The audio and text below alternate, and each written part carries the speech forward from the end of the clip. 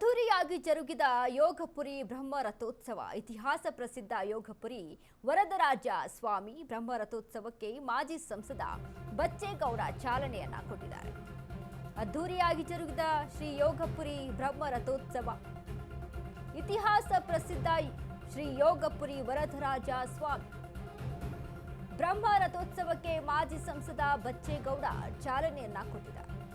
ವಾಗಟದ ವರದರಾಜ ಸ್ವಾಮಿ ಬ್ರಹ್ಮರಥೋತ್ಸವ ಬೆಂಗಳೂರು ಗ್ರಾಮಾಂತರ ಜಿಲ್ಲೆ ಹೊಸಕೋಟೆಯ ವಾಗಟ. ಸಹಸ್ರಾರು ಭಕ್ತರ ಸಮ್ಮುಖದಲ್ಲಿ ನಡೆದ ರಥೋತ್ಸವ ಇದು. 800 ವರ್ಷಗಳ ಇತಿಹಾಸ ಹೊಂದಿರುವ ಯೋಗಪುರಿ ಬ್ರಹ್ಮ ರಥೋತ್ಸವ. ರಥಕ್ಕೆ ಬಾಳೆಹಣ್ಣು ದವನ ಎಸೆದು ಹರಕೆ ತೀರಿಸಿದ ಭಕ್ತರು.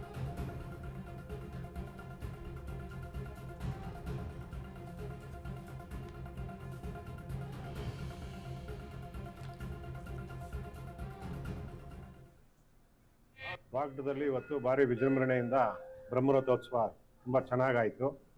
ನಮ್ಮ ಮಾಜಿ MP ಗಳಾದ ಬಚ್ಚೇಗೌಡರು ಹಾಗೂ ಶರತ್ ಬಚ್ಚೇಗೌಡರ ಪತ್ನಿಯರಾದ ಪ್ರತಿಭಾ ಶರತ್ ಬಚ್ಚೇಗೌಡರು, ಗೋಪಾಲ್ ಗೌಡರು, ನಾರಾಯಣಗೌಡರು ಮತ್ತು ಜಿಲ್ಲಾ ಪರಿಷತ್ ಮಾಜಿ ಇವರ ಸದಸ್ಯರಾದ ಕೃಷ್ಣಮೂರ್ತಿಯವರು, ವೆಂಕಟೇಶಪ್ಪನವರು, ಭಾವಾಪುರದವರು, ಈ ಥರ ಎಲ್ಲ ಸುಮಾರು ಮುಖಂಡರು ಗಣ್ಯರೆಲ್ಲ ಬಂದು ಕಾರ್ಯಕ್ರಮದಲ್ಲಿ ತುಂಬ ಚೆನ್ನಾಗಿ ನಡೆಸ್ಕೊಟ್ಟು ಈಗ ತಾನೇ ಹೋದರು.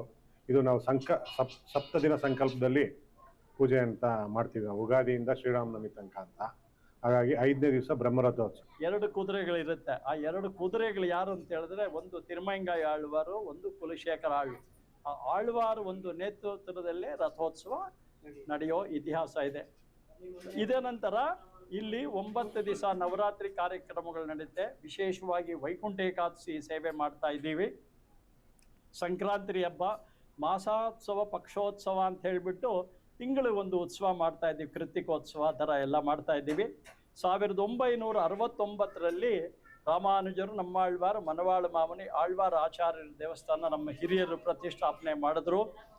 ಆಗ್ಲಿಂದ ತಮಿಳ್ ವೇದ ನಾಲಾಯರ ದಿವ್ಯ ಪ್ರಬಂಧಂ ಕಾರ್ಯಕ್ರಮ ಕೂಡ ಇಟ್ಕೊಂಡಿದ್ದೀವಿ. ಈಗ ನೀವು ಅಲ್ಲಿ ನೋಡಿರಬೇಕು, ಸ್ವಾಮಿಗಳಲ್ಲಿ ರಾಮಾನುಜರ ದೇವಸ್ಥಾನದಲ್ಲಿ 6 ಜನ ಪಾರಾಯಣ ಮಾಡ್ತಾ ಇದ್ದವರು ತಮಿಳ್ ವೇದಂ ಅನ್ನೋದಕ್ಕೆ ದಿವ್ಯ ಪ್ರಬಂಧ ಪಾರಾಯಣ ಅಂತೀವಿ ನಮ್ಮ ಅಯ್ಯಂಗಾರ್ ಸಂಪ್ರದಾಯದಲ್ಲಿ. ಅದನ್ನು ಈ ವರ್ಷ 48 ದಿವಸದಿಂದ ಮಾಡ್ತಾ ಇದ್ದೀವಿ. ಇವತ್ತು ನಮ್ಮದು 46ನೇ ದಿವಸ. ನಾಳಿದ್ದು ಬುಧವಾರಕ್ಕೆ ನಮ್ಮ ರಥೋತ್ಸವನೂ ಮುಗಿಯುತ್ತೆ, ಮಂಡಲಾರಾಧನೆಯೂ ಮುಗಿಯುತ್ತೆ. ಸೊ ನಾಳಿದ್ದು ಪಲ್ಲಕ್ಕಿ 25 ಪಲ್ಲಕ್ಕಿ ಉತ್ಸವ ಮಾಡ್ತಾ ಇದ್ದೀವಿ. ಇಲ್ಲಿ ನಮ್ಮ ಗ್ರಾಮದಲ್ಲಿ ಸುಮಾರು 16 ವರ್ಷಗಳಿಂದ ಈ ಒಂದು ಶ್ರೀ ವರದರಾಜ ಸ್ವಾಮಿರವರ ಬ್ರಹ್ಮರಥೋತ್ಸವ ನಡೀತಾ ಇದೆ. ವಾಗಟ ಅಗ್ರಹಾರ ಗ್ರಾಮ ಅಷ್ಟೇ ಅಲ್ಲದೆ ಸುತ್ತಮುತ್ತಲಿನ ಎಲ್ಲ ಗ್ರಾಮಸ್ಥರ ಸಹಕಾರದೊಂದಿಗೆ ಈ ಒಂದು ಬ್ರಹ್ಮರಥೋತ್ಸವ ಅತಿ ವಿಜೃಂಭಣೆಯಿಂದ ನಡೀತೈತೆ.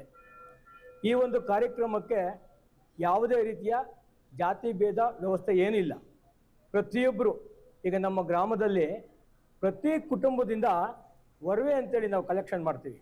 ಹಾಗೆ ಗ್ರಾಮಸ್ಥರಿಂದ ಕಾಳು ಕಡ್ಡಿ ಯೋಜನೆ, ಕಾಳು ಕಡ್ಡಿ ನಾವು ಸಂಗ್ರಹ ಮಾಡಿ ಆ ಒಂದು ಸಂಗ್ರಹದಿಂದ ಸಾವಿರಾರು ಜನಕ್ಕೆ ಒಂದು ಅನ್ನಸಂತರ್ಪಣೆಯನ್ನು ಕೂಡ ಏರ್ಪಡಿಸ್ತಾ ಇದ್ದೀವಿ. ಬ್ರಹ್ಮರಥೋತ್ಸವ ಪ್ರತಿ ವರ್ಷ 1